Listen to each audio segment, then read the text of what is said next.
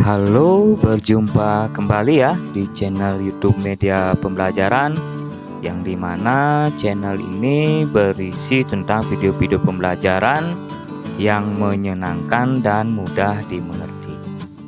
Nah, jadi sebelum lanjut ke video pembelajaran, jangan lupa ya di like, di komen, di subscribe, dan jangan lupa juga tekan tombol loncengnya supaya nanti tidak ketinggalan video-video terbaru dari channel Media Pembelajaran.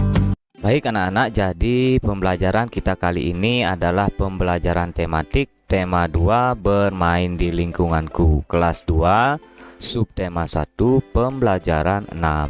Nah, sekarang anak-anak simak video pembelajarannya sampai habis ya, supaya nanti anak-anak mudah mengerti apa yang kita pelajari pada kali ini. Baik, langsung saja kita ke pembelajaran.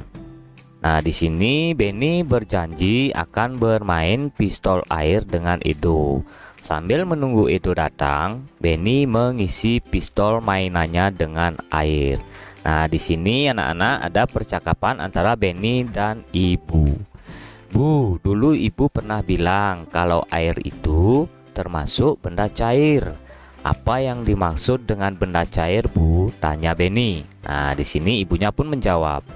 Benda cair itu benda yang memiliki volume yang tetap, tetapi bentuknya berubah-ubah sesuai dengan tempat atau wadahnya. Contohnya air, minyak, dan sirup. Coba Benny perhatikan bagaimana bentuk air setelah dimasukkan ke dalam pistol mainan itu. Nah, anak-anak, kita sudah belajar ya mengenai wujud benda di pembelajaran yang kemarin. Wujud benda itu ada 3, benda padat, benda cair, dan benda gas. Nah, pada hari ini kita akan belajar tentang wujud benda cair. Jadi benda cair itu bentuknya akan selalu berubah-ubah sesuai dengan bentuk wadahnya. Nah, anak-anak bisa perhatikan di sini ya. Di sini Benny menggunakan wadahnya itu adalah pistol air. Nanti bentuk air tersebut akan menyerupai wadahnya, akan berbentuk seperti pistol yang dibawa Benny ini. Wujud benda dilihat dari wujudnya. Benda dapat dibedakan menjadi 3. Ada benda padat, benda cair, dan benda gas. Nah, benda padat adalah benda yang memiliki bentuk dan ukuran yang tetap. Contohnya kelereng, batu, dan pensil. Nah, di sini benda padat itu bentuk dan ukurannya akan tetap ya, anak-anak, jika dipindahkan tempatnya. Setelah itu, benda cair adalah benda yang memiliki ukuran yang tetap, tetapi bentuknya berubah-ubah sesuai dengan tempat atau wadahnya. Contohnya sirup dalam botol, teh dalam gelas, dan air minum dalam cangkir. Nah, ini bedanya ya anak-anak antara benda padat dan benda cair. Kalau benda cair itu akan berubah bentuk dan wujudnya sesuai dengan tempat atau wadahnya. Nah, di sini misalnya sirup di dalam botol, maka bentuk sirup itu akan seperti botol, dan teh di dalam gelas itu akan bentuknya seperti gelas, dan air minum di dalam cangkir maka bentuknya akan seperti cangkir tersebut. Sedangkan benda gas adalah benda yang memiliki ukuran dan bentuk yang selalu berubah-ubah sesuai dengan tempat atau wadahnya. Contohnya udara dalam balon, ban sepeda, dan kantong plastik yang ditiup. Nah, di sini sedangkan kalau benda gas itu bentuknya dan ukurannya akan selalu mengikuti tempat atau wadahnya. Kalau tempatnya itu besar, maka ukuran gasnya itu pun akan besar. Kalau kecil, maka ukuran gasnya itu pun akan ikut kecil, dan tempatnya atau wadahnya nanti akan menyesuaikan. Misalnya ditaruh di dalam balon, maka bentuknya akan seperti balon. Kalau gas itu ditaruh di dalam ban sepeda, maka bentuk gas itu akan seperti ban sepeda, dan ditaruh di dalam kantong plastik, maka akan bentuknya akan seperti kantong plastik.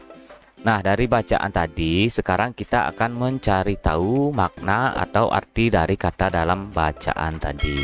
Nah, tadi ada kata wujud. Nah, wujud ini memiliki makna atau memiliki arti rupa atau bentuk yang dapat diraba. Nah, setelah itu tadi ada kata ukuran. Nah, ukuran di sini memiliki makna atau arti isi atau besarnya benda dalam sebuah ruang.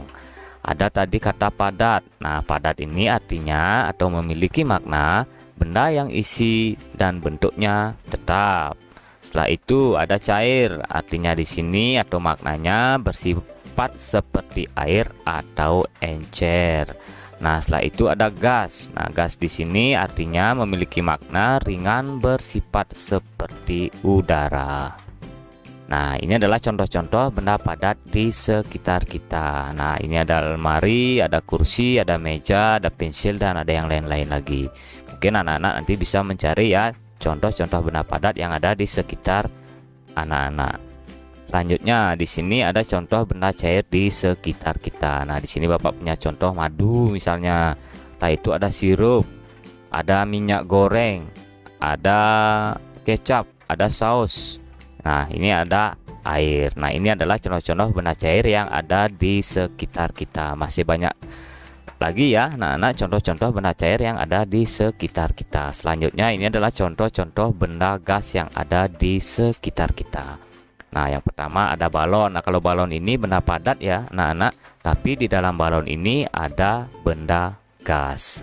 Nah, setelah itu ada uap air. Nah, ketika anak-anak atau ibu anak-anak itu memasak air pasti ada keluar uapnya. Nah, ini adalah benda gas. Selanjutnya ada asap mobil. Nah, ini adalah contoh benda gas juga.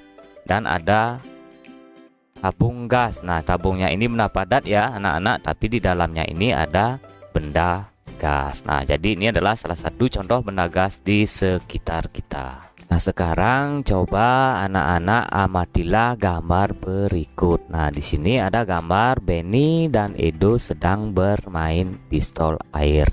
Nah, apa yang dilakukan Benny di sini terhadap Edo? Nah, di sini Benny menembak Edo dengan pistol airnya tepat mengenai muka si Edo, sehingga si Edo di sini merasa kesakitan.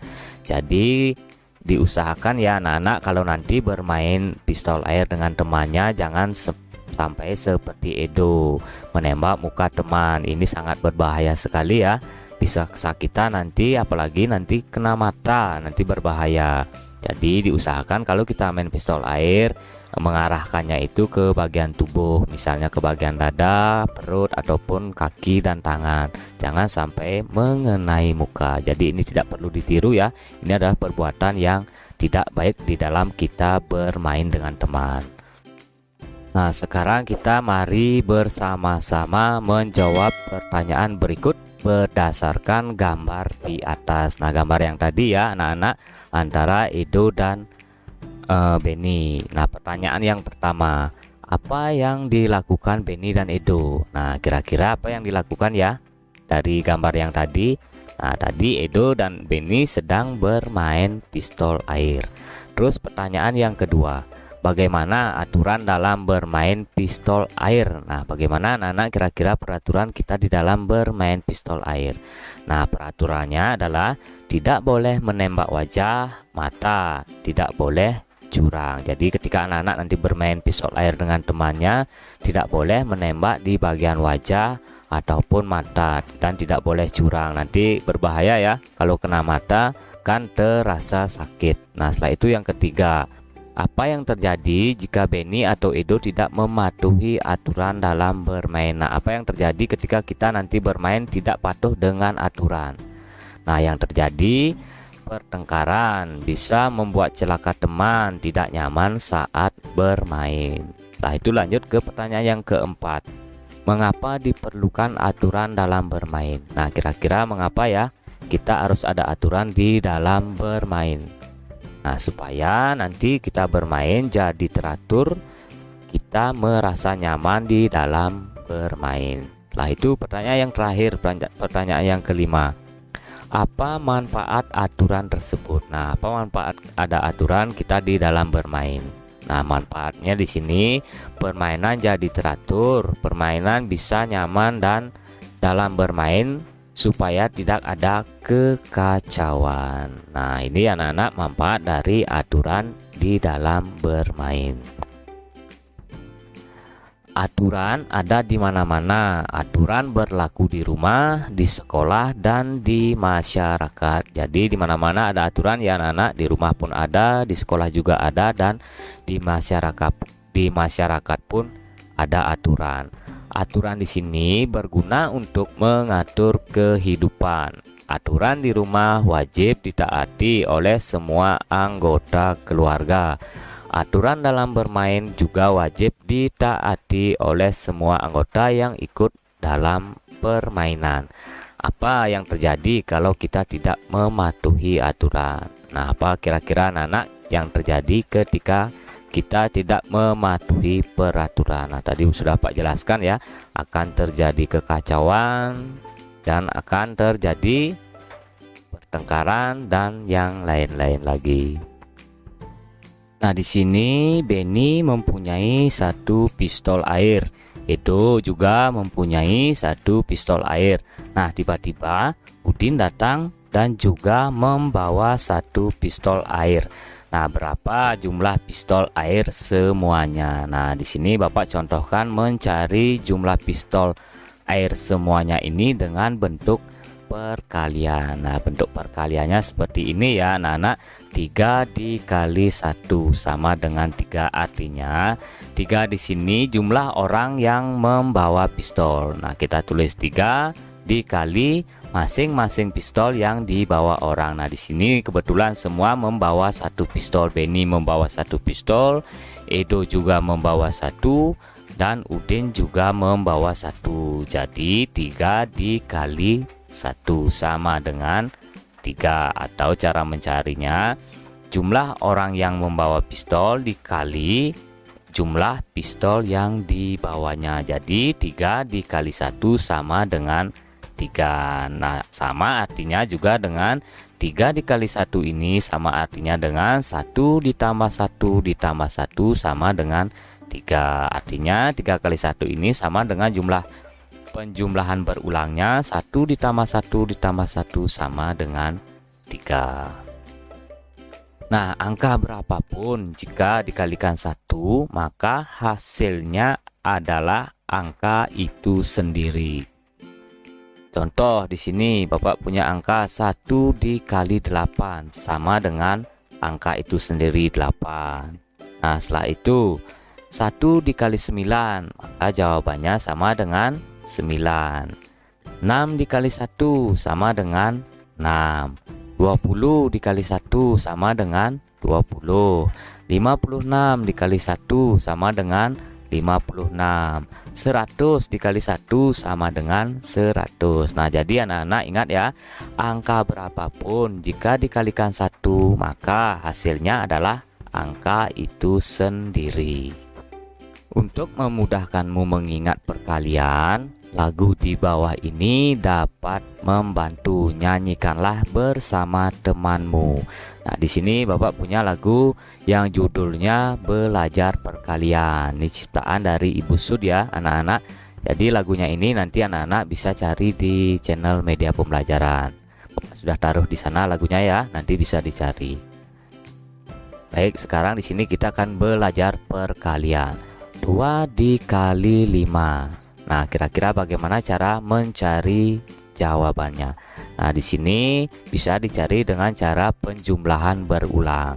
5 ditambah 5. Artinya 2 dikali 5 ini, 5-nya ini atau angka di belakang ini, angka 5 ini sebanyak angka yang ada di depan. Nah, di depan ada angka 2 ya anak-anak, berarti 5 ini sebanyak 2 kali. Berarti 5 ditambah 5 sama dengan 10. Jadi 2 dikali 5 sama dengan 10. Nah, selanjutnya ada bilangan 4 dikali 2. Nah, kira-kira di sini apakah angka 4 ini sebanyak 2 kali atau angka 2 ini sebanyak 4 kali? Nah, yang benar adalah angka 2 ini sebanyak angka yang ada di depannya. Nah, di depannya angka 4 ya anak-anak, berarti 2 ini sebanyak 4 kali. Jadi bentuk penjumlahan berulangnya seperti ini. 2 ditambah 2 ditambah 2 ditambah 2, atau 2-nya sebanyak 4 kali. Jadi 2 ditambah 2 sama dengan 4. 4 ditambah 2 sama dengan 6. 6 ditambah 2 sama dengan 8. Jadi 4 dikali 2 sama dengan 8, atau penjumlahan berulangnya seperti ini, 2 tambah 2 tambah 2 ditambah dengan 2. Nah, selanjutnya di sini Bapak punya contoh lagi 1, 5 dikali 7.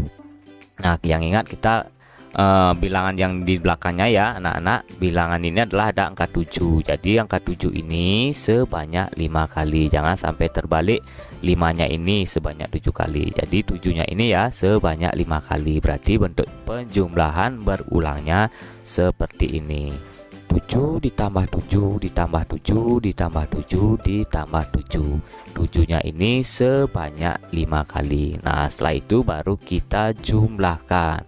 Jadi jumlahnya adalah 35.